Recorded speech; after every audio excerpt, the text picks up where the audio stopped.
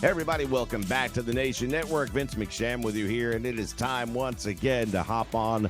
And joining us is going to be Sam Vallely. He is the CEO at Hyper Focus Games, the team that is behind UPW Ultra Pro Wrestling. Hey, how's it going?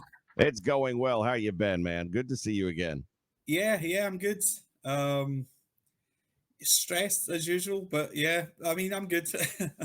You have good stress though, because there's a lot of hype going on, and again, I've said this to you from the beginning. Everyone's waiting for a good game, and we've got some stuff that's been happening since the last time we talked. Which every aspect of it is going to help you guys, I think, be even more successful. What have you seen of the AEW's entrant? Oh, I actually thought you were going to talk about the WWE stuff going on because I know that there's stuff with that. And I was Well, going to yeah, we're say, going to. yeah, I was going to say you can probably educate me on that because I sort of, and it's the same with the AEW stuff. I'll see a post occasionally on social media, but I haven't really paid too much attention to what's going on. I know there was some sort of outcry about there was a new DLC, and you got like an arena and a tag team, and I know there was some people unhappy with the payment structure of it. I don't really know too much about it other than that. Now, But which you game are can you referring to with that, though? sorry. Which game are you referring to? 2K? Oh no, with the AEW one, there was a new DLC that just got released like a couple of days ago. Oh, that's news on me then, Oh, because my point with AEW was it lasted 2 days. It's like it just people left that game so quickly. yeah, and I think they did have a little sort of people come back for the Stadium Stampede thing, Yep, but again, I think it dropped off it quite did. quickly again. So I did get the AEW game. I didn't get to play it as much as other people have. Like I didn't play through the career mode yet or anything. But I did play around with the call, the creator wrestler system, Yeah, how about that? and I think people well, yeah, I'm not going to say anything people don't already know about that. It's very, lackluster. There's even certain things about it I wasn't a fan of. Like, I remember there was some hats. There was like Sting hats, and you can't go in and just change the color of the hat. You had to Yeah. have like a separate. Some items obviously you can change the color of, but you had to have a separate like a black hat and a purple hat and a whereas obviously, I can't help but compare it to the way that we're doing it with the our creator wrestler system. And to be honest, everything that we're doing with the creator wrestler system has been thought about for a very, very long time. Actually, we've been developing this creator wrestler system since before AEW was even announced to be a game. So we've had a lot of planning going into this, and so we've accounted for things like that. If any item that we have in the game, you can change the base color of it, you can change the overlay color, the decals. um, so that's an area where with ultra wrestling we're really going hard with the creation stuff, not just to create a wrestler, but create an event, a promotion. We might have create a belt feature, all that kind of stuff. I'm But going to yeah, run this in outside the of that, background, so just keep talking. But yeah, we're going to run this at the same time because it'll bring some of this to life for anyone who hasn't seen the opening trailer here. yeah. Um, but yeah, I guess outside of the creation aspects, obviously they've got some stuff in the AEW game that I really liked, like being able to lock up and sort of move into like the turnbuckle, Mhm. move into the ropes that triggers a rope grapple system. That's all stuff that we had kind of been thinking about. That we see that as like an evolved version of the AKI games. That the AKI games may have done that if they'd kept going. So seeing those systems implemented in the AEW game was good because it was just fun to see that idea sort of come to life and see what it would look like. But there's just certain little bits about it that I don't like, where I feel like they drew a little bit too much from the SmackDown games. I've talked about it before, but certain things like when you do a dive like out the ropes um, or over the ropes. You shouldn't really sail towards your opponent. You know what I mean? If you've not lined up that dive, that's Right. on you. But there seems to be some mechanics there where the character starts to sail towards the opponent. Um, and that's not really something that you had in the AKI games. But again, that's just me being kind of nitpicky with that. In terms of WWE, I haven't played the new game other than actually I did play one match, the John Cena RVD. I think it's the first match you play on the story mode. Yeah. Other than that, I've not touched that game at all. So, yeah, they're going a whole different direction with their product in that right now there's backlash from the fans because the biggest thing about that game that keeps it fresh, and one of the things I think that has killed AEW, is the creation suite and the ability for fans to share creations, because some people just aren't good at making wrestlers, and then there's other ones that are just another level, and there are people that's all they do is create wrestling content. They don't play the game ever. They Yeah, just well, keep banging them out, which again, this is why that game has such longevity every year, and why 2K19 was able to last 2 years when 20, well, yeah, because 20 was a failure. Because of that. And now they just come out with a patch that basically will prohibit a lot of the top creators. And I grant you, I get kind of why they're doing it. Guys that run on PC were able to do things that people on consoles couldn't, but then they could upload that content so that I could download it. oh, so they could do something for the PC version and then upload it, and you Yes. could download it on the console. And then everybody else could download it. So, for example, Oh, and here's where it gets wrong, in my opinion, they have a lot of model characters, whether it be alternate attires or, let's say, we'll use Bailey as an example. If you play their My Faction mode, which I refer to as my money mode, because that's all it is microtransactions, then you have the potential to unlock Bailey back in her, early years, where she has the ponytail and the little blow up dolls in the background during the entrance and all that kind of stuff, right? But even if you unlock it in that mode, you can only play that character in that mode, which is online against other players. So if you want to bring it into your My Universe mode and play it yourself offline, you can't do that, period. right, right. Okay, yeah, because I was thinking maybe it was going to be a situation where the WWE was selling something, and then people were uploading something that the WWE are trying to, make money from. Which is exactly what it is at the end of the day, because they don't want you to have these alternate attire characters, or in some cases, even a couple of characters that simply aren't in the regular game, but you can get them on here only. They're trying to force everyone to do the microtransactions. Yeah, yeah. No, if it's a situation like I know there was something with the AEW game where they had I could be wrong on this, but I think they had like trios matches in the story mode, but they didn't have it outside of that. There was some sort of situation like that where there was match types that were available in the story mode but not available in the main mode, or maybe it was they weren't available online. Maybe it was something I like think it's that. probably online, because I don't recall there being I haven't played it in months now, so it's possible there was a trios and I just can't remember it. But yeah, Yeah, with their big download, their downfall there, okay, is if you build a created character, to have that character competitive, you have to play it through the entire season. yeah, you have to get the stats up and all that. And Yeah. that's the only way. You can't even copy that character now and then change them up and have the stats up. So if you want to make 20 characters, man, you better be planning. And it's not an exciting season. I mean, it's not a super long one, but it's repetitive once you've done it 3 times, much less 10 or 12. Yeah. I guess the contrast is with Ultra Pro Wrestling, we don't really necessarily have like a stats system like that. You don't really have like you don't have to build up your characters in that way. If you go back to the AKI games, you pretty much had skill points, or whatever they called it. Yep. You could assign so many points to your head, your body, your high flying capabilities, and I think you had attack and defense points. But it wasn't like one character in the game could get 100 points to spread across all those stats, while other characters were limited.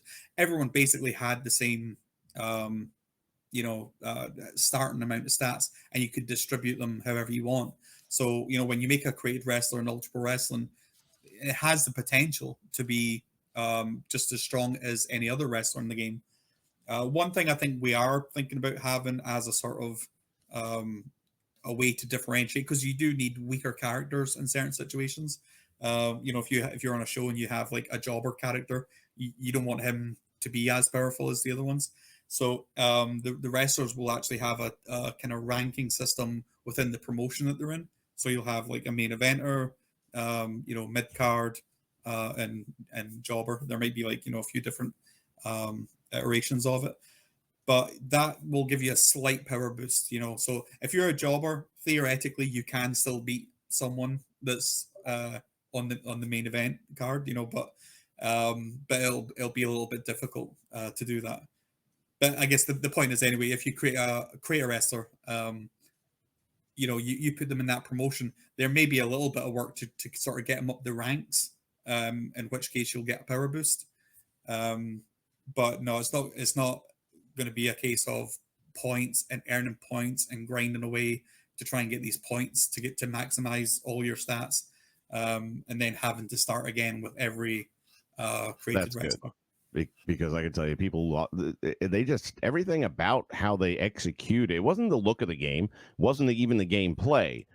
It was the lack of fan interaction with the game. Like, you can only interact if you play online against one another. That's it. There's no community creations. There's no sharing work with one another. It's just, they just made it so hard for anyone to want to go back and play it with any longevity. And then they promised all this DLC, which really hasn't materialized. They promised that they were going to keep working the game. They've done so little, to the point where I don't even think they're advertising the game on their own program anymore. Well, that was the thing that I saw, the post that I saw about this new DLC that they had. The complaint that I saw was that they're not advertising it. Really, it's not. And again, I could be wrong. I'm just going off of. I'm going to check on that, because you got me curious now. I didn't hear anything about that.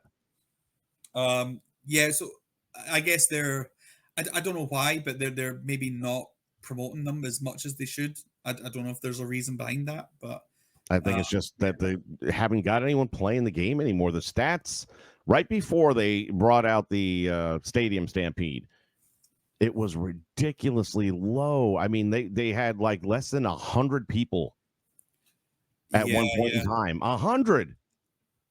How is that possible? And then, like you said, Stadium came out. That got people's interest. I played it for about 4 or 5 matches. And then it's just like, it's Fortnite kind of. And it's kind of cool because it's wrestling-oriented Fortnite. But, yeah, no. Yeah, it's a weird one, because there was another wrestling game that came out that was, I think it was Brawlers. Okay. And that was kind of trying to do the same thing of basically taking the Fortnite model, but making it more wrestling based. And it just, for whatever reason, it just doesn't really work. Like, I think maybe if people probably see it and they probably think, well, if I want to play Fortnite, I'll play Fortnite. Maybe 100%. That's what it is. And maybe there's just not enough of the wrestling in those games to bring the wrestling fans across.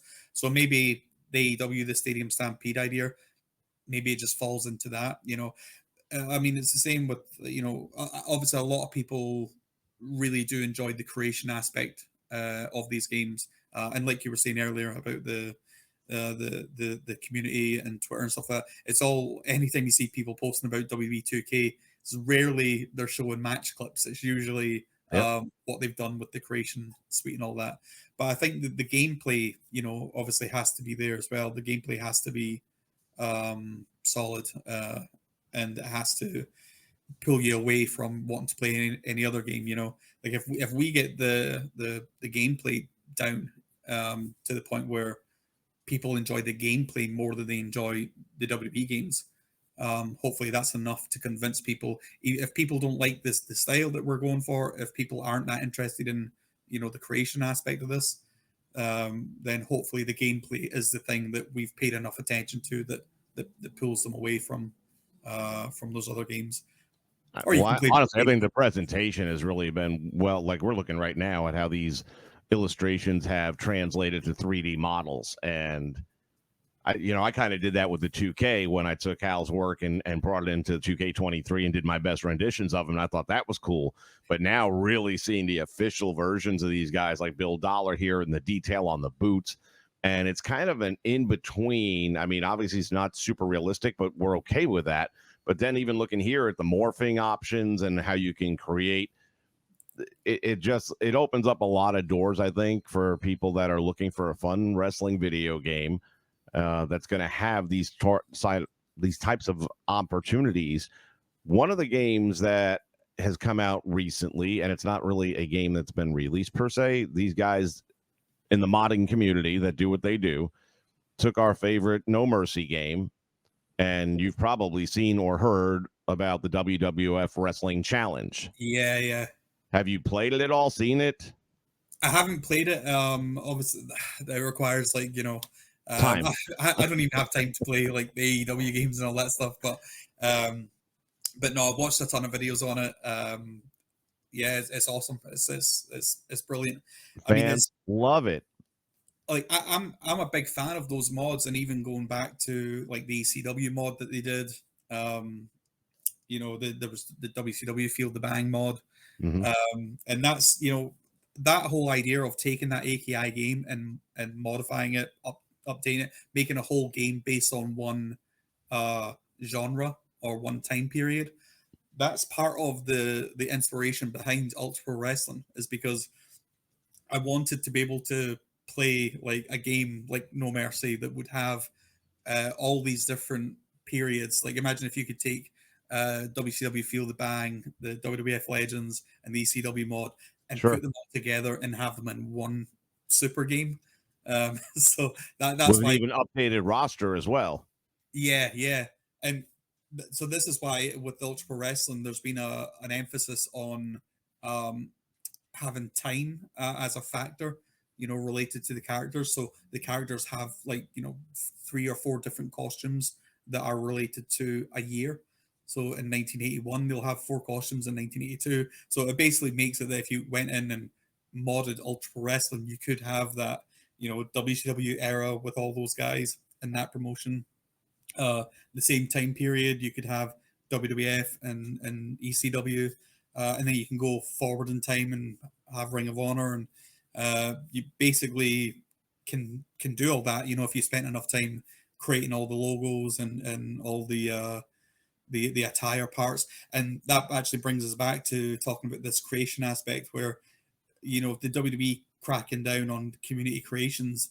It's like that's just such inverse to what we're doing. I mean, we don't expect everyone who downloads Ultra Wrestling to go and create their own Bret Hart, their own Shawn Michaels, RVD, all these guys. We don't expect them to create perfect versions of all these characters across time, and all the different. I mean, if you look at RVD and all the different costumes he has, we don't expect one person to be able to do, or I should say, we don't expect every person who downloads the game to be able to produce that content.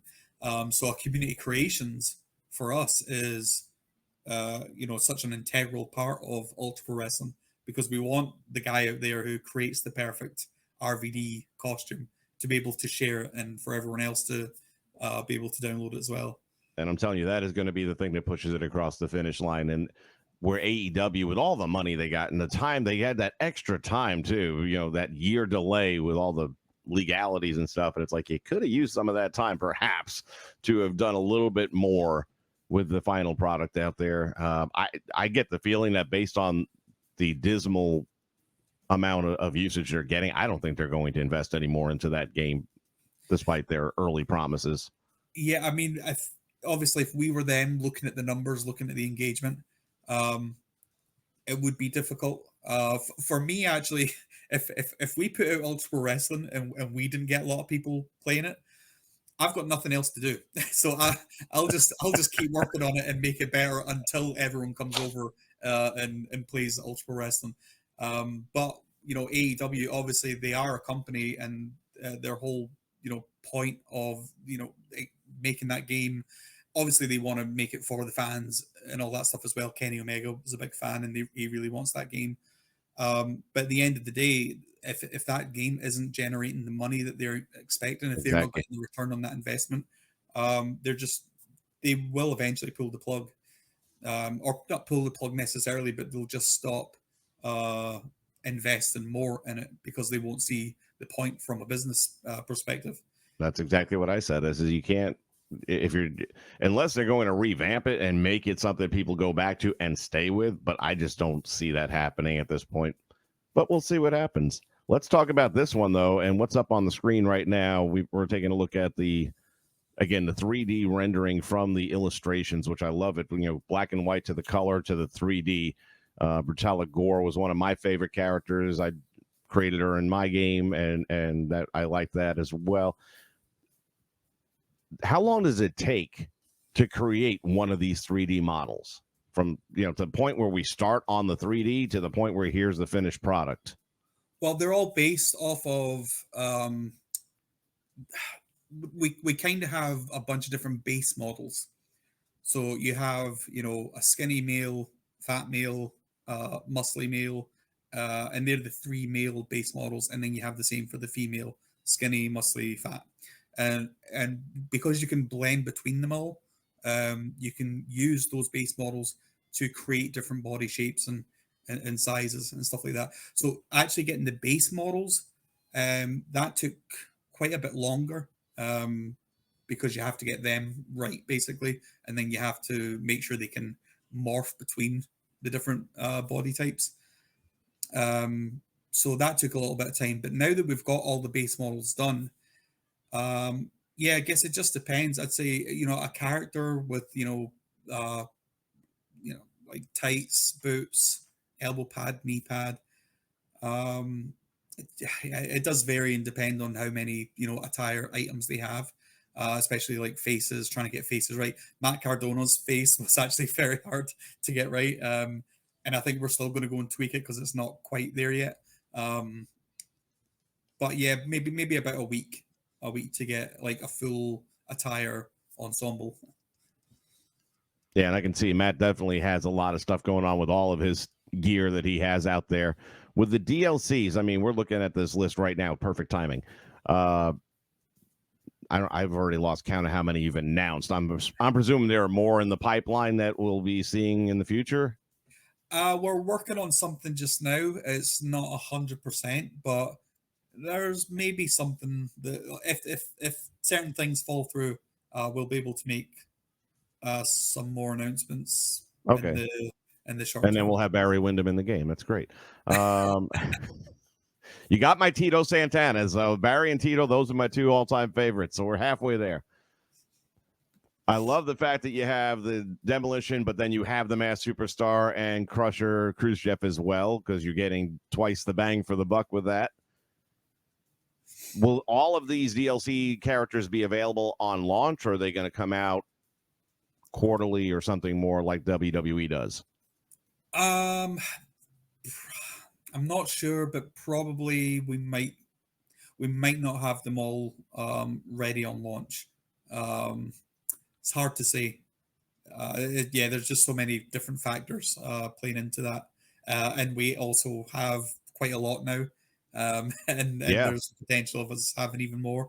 So yeah, having everyone ready to go on launch, probably going to be quite difficult. But like I've said before, with this game, this is not a yearly release game, so Right.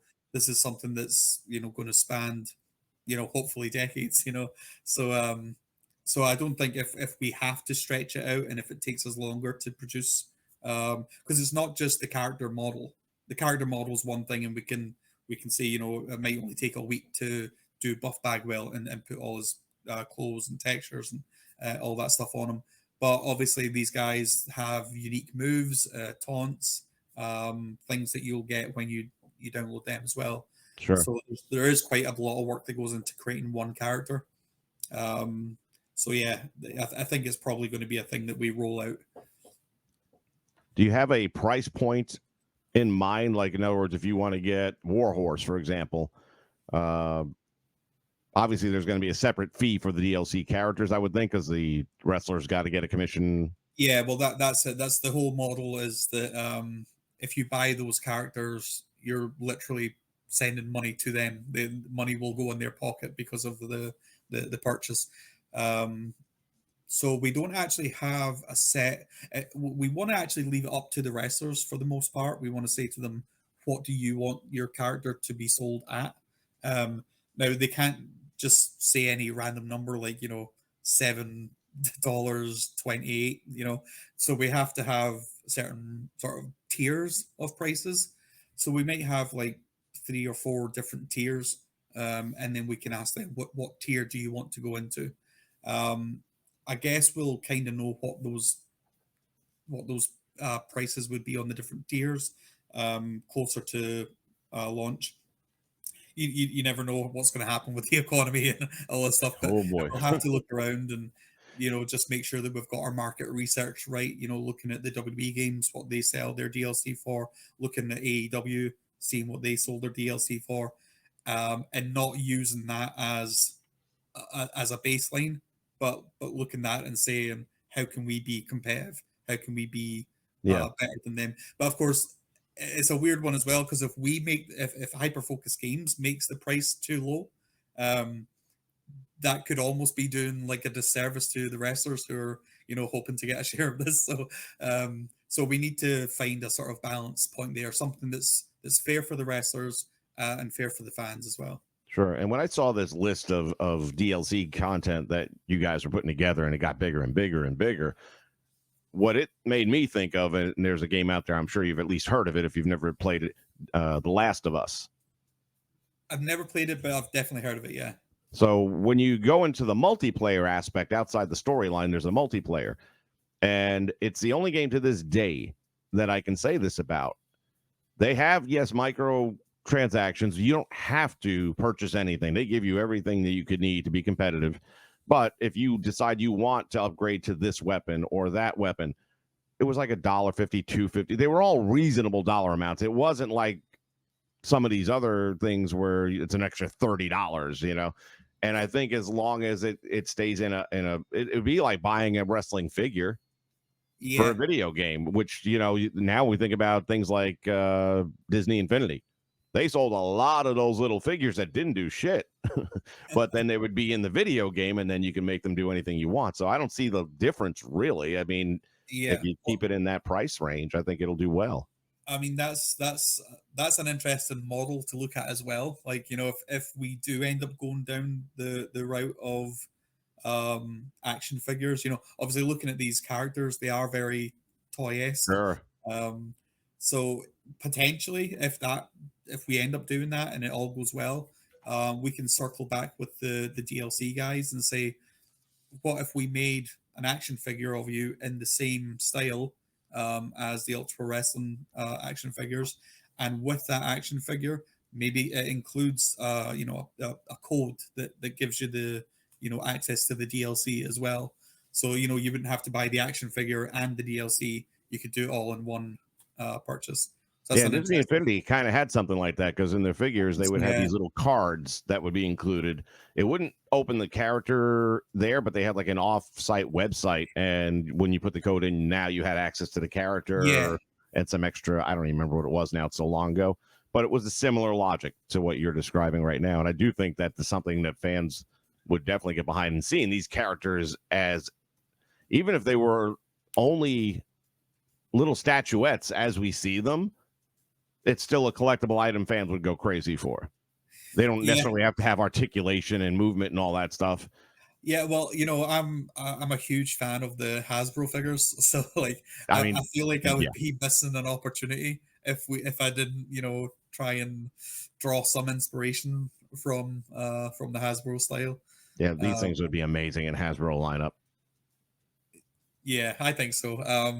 The one thing I wouldn't want to do, I was actually on a podcast the other day talking about this exact thing, is that there's a lot of figures out now that are Hasbro style figures. I mean, even the WWE has a relaunch of it with Mattel. So I feel like just doing a carbon copy of those figures, that just kind of lumps Ultra Pro Wrestling in with everyone else, and we don't really stand out that way. So maybe we'll have something unique that's not an exact copy of the Hasbro style, but very much influenced by the Hasbro style. So I think that's That it's the one thing it kind of puts me off doing them in the Hasbro style is just because there's so many of them out now. Despite the fact that I love that style and that is like, that is my favorite, and I'd love to see all those guys in that style. But I think purely just to be different and almost in the same way that Ultra Pro Wrestling is trying to be an evolved version of the AKI games, it'd be good to have these action figures be to some degree an evolved version of the Hasbro figures. I know I can imagine people like listening to that thinking, "Oh, that's quite a big claim and all that." It's not that I'm saying that we're capable of doing that. It's just I think I'd rather try and do that than just do carbon copy of the old Hasbro styles. Yeah, I wouldn't disagree with that at all. As a matter of fact, I was recently watching an old shoot interview with Paul Heyman on ECW, and the question was posed to him. It's like, how did you guys get away with that music library?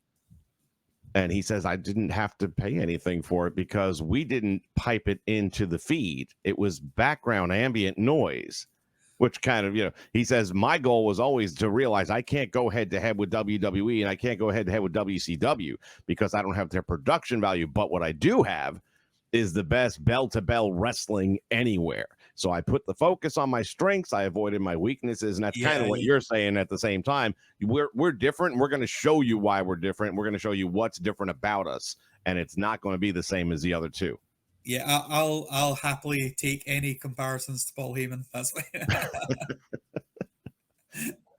Well, I've learned a lot from listening to that guy. I'll tell you that right now. He is a genius. I'm trying to remember if that was in the ECW documentary or if it was Beyond the Mat, where he was talking about accentuating the positives and hiding the negatives. I remember that being in the ECW documentary, but I've also seen him do a couple of shoot interviews where he's kind of reiterated the same thoughts and stuff. And everything the guy talks about, the way he put, like he put a spin on the Brock Lesnar ending the streak. What if it wasn't supposed to happen?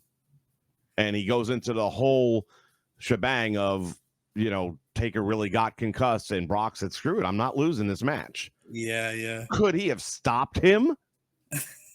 He says, I'm not saying that's what happened, but what if? And he's brilliant at this stuff because now, as much as I'm still confident that was the plan, that seed of doubt has been planted. And that seed of doubt just makes the whole thing just even more interesting than it already was, It's like, what would he do? Go back and say he beat me and he wasn't supposed to? He's not going to do that. I was like, man, this is brilliant. I'm obviously a big ECW fan. I know Paul Heyman can be divisive, but I like Paul Heyman. I'm a Paul Heyman guy. Yeah, me too. And I find it interesting. You talk to hear guys like Chris Jericho talk about, kind of getting screwed out of some money. But it's Paul, man. It's like the guy loves him anyway, and he can get a paycheck. Oh my goodness. Questions that I haven't heard answered yet. Maybe they were. Will there be a title versus title match? In other words, can guys walk in with two separate titles, walk out with two titles? We do have it so that you can have multiple titles. You can have more than one title. So title versus title can definitely happen. I think we might need to think about, the extremes. Where can't have seven of them dripping off of you. Yeah, like if a guy has, two titles already, and then you're purposely putting them in a match against someone just because you want to see how many belts you can accumulate. Well, you got Matt Cardona in the game. You almost have to. Yeah, maybe I don't know. Maybe it could be that there is no limit on how many titles. There's obviously a limit on how many can be on display, and I'm not sure exactly what that limit is yet. But yeah, there'll be a limit of how many titles you can take to the ring. But I guess if in the background, you could sort of select which ones you prioritize and which ones you bring to the ring, but then you could actually just own like a bunch of titles on one character. There's no reason why we can't do that. So out of all these DLC characters that now have jumped on board with Ultra Pro, who have you had the most interaction with? The most interaction with, probably Blue Meanie. Yeah, Mini's awesome. He actually helped us out a lot by going to Starcade, or sorry, Starcast, Right. and he was at a booth there with Hal, and he was at the Ultra Pro Wrestling booth where we had the trailer, the showcase, running in the background, telling everyone about it. But yeah, Mini's been great. Mini, he'll just message randomly every so often, Nice. just being like, "Hey, how's it going? What's up?" And chat to him for a bit. It's awesome. Yeah, and he strikes me as somebody who'd be a gamer. I don't know that he is or not, but I would think Yeah, he is. he's a huge fan of the AKI games as well, so he's really excited about everything that we're doing. See, that's great when you have somebody like that who understands the product we're trying to do and then Yeah, has all the knowledge of this is what it's really about and all that. It's a great combination right there. And I still can't get over as I look at this DLC lineup. It's a great mix of the WWF from back in the day, the WCW and ECW. It is a great, and then you take in the original content. It's going to I be a know. banger game, man. I just looking at Buff Bagwell swiping past there. It's like I Yeah. just see all the WCW guys that were in Revenge, and I just think about the potential of, having one created promotion, the WCW promotion. Obviously, not something we can put out with the game, but I'm talking about once the game's out, and I'll download it and create my little WCW promotion and add in all those Revenge guys. Yeah. Just sort of see that come to life. It Yeah, is going to be fun. yeah. All right. Well, here's the question I guess I have to ask. And then what's the release date? Well, we've got it sort of set as being towards the end of next year.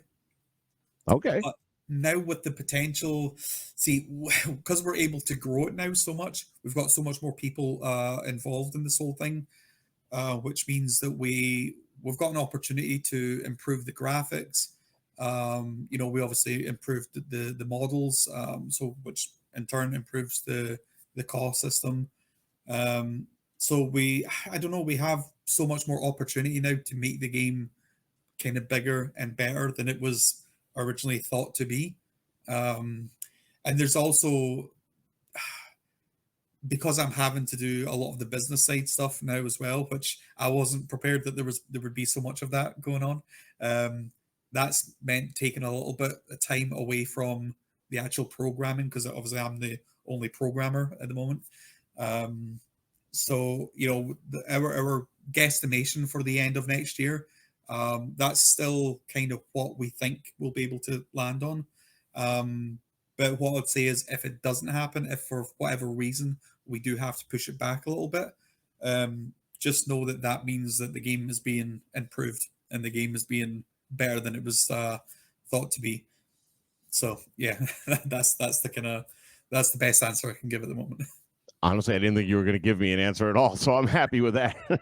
I was just going to throw random months up there. It's like, what do you think about 12 months, 11 months, 5 months? Yeah. We also want to have a playable demo at some point. That was back when we launched the Kickstarter. That was thought to have been around the end of this year. Obviously, we're pretty much at the end of this year now, so that's obviously not going to happen. We've had to push that back.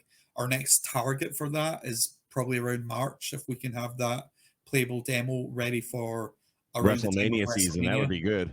Yeah, so it'd be great to be able to go to conventions and have this thing set up where people can play it. Yep. So that's the new goal for that. But again, we just kind of need to play by ear, see what happens. Okay. Dude, I'm telling you, this is really exciting. Again, I've enjoyed watching the progression. Look at that very first trailer that came out versus the most recent one. I mean, it's not even apples and oranges at this point. So, Yeah, like you say, it just keeps getting bigger and bigger and better. yeah, I mean, like you say, if there's a little delay, it's because we have the ability now to do it even better. And again, the fans are willing to wait for the games. I've heard so many people getting excited about Ultra Pro, about the wrestling code, and there's maybe one or two other ones out there that were looking at people who are taking the time to do it right. Yeah. And that's that, along with the 2K path, which right now is starting to look like next year could be heavily involved in microtransactions.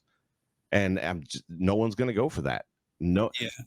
I just don't get how you push a part of your game that 12% of your community plays. Yeah.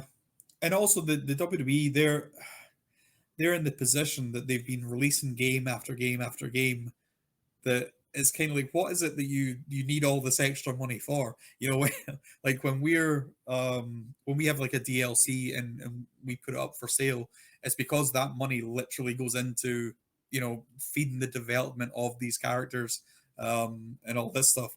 But whereas there is obviously the sentiment of the WWE just are releasing the same game with minor tweaks, and True. getting full, you know, the full price of that game year after year. And then you add on top of it their DLC and the microtransactions and all the rest of it. Um, yeah, I don't know. I guess, yeah. Well, Ultra Pro Wrestling is going to try and be completely different to that. We obviously have an initial cost, um, for the game, but as I said, once the game's done, once it's out, year after year, there will be updates to the game, but they won't be paid updates. The You know, if we add arenas, if we add match types, all that base stuff, this is all stuff that we feel should be in the game, and would have been in the game at the start if we had the time to do it. So the fact that we didn't have the time and the money and the effort to do it, the fans shouldn't be punished for that. So it should be, you've trusted in us enough to buy the game when it was at this stage. So now we're going to pay you back by taking the money that you've given us and investing it back into the game, making the game bigger and better, and all the rest of it. And it just seems like that's not what these other companies. They just have a different philosophy towards it. Feed me more. That's pretty much the philosophy for an organization that doesn't want anything to do with the guy anymore. They still like his business plan. Well, listen, man, I know you're busy and I appreciate you making time for this. I just wanted to touch base because it'd been a while and I saw everyone and their mother was doing reaction videos to that trailer. And I said, I'd rather sit down, have the trailer play, and us talk about it and do it this way. So it was definitely worth the wait. So we'll touch base again and we'll see what happens another few months down the line. But again, for a wrestling community that likes to have a good video game, I know there's a lot of excitement behind this one. I'm one of those people, obviously, but I hear from people all the time that want to just know, when can I play it? So now we have at least a clue. It's on the horizon, not too far away. On the horizon, yeah. All right. Well, once again, ladies and gentlemen, let's have a big round of applause for Sam. What happened to my round of applause? There it is. Audience fell asleep on me. And I need to get one of those for when the door opens. It just automatically plays that, so that every time I come into the office, just that little bit of, you know, feeling good about this. There you go. You can get the big one, as long as you don't get the. That's the one I get when I walk in the room. All right. Well, thank you again, sir. Appreciate everything. Happy holidays to you and yours and everyone on the team. Please tell them that we're thinking of them and we appreciate the efforts. I appreciate it, Vince. Thank you so much. We'll be in touch.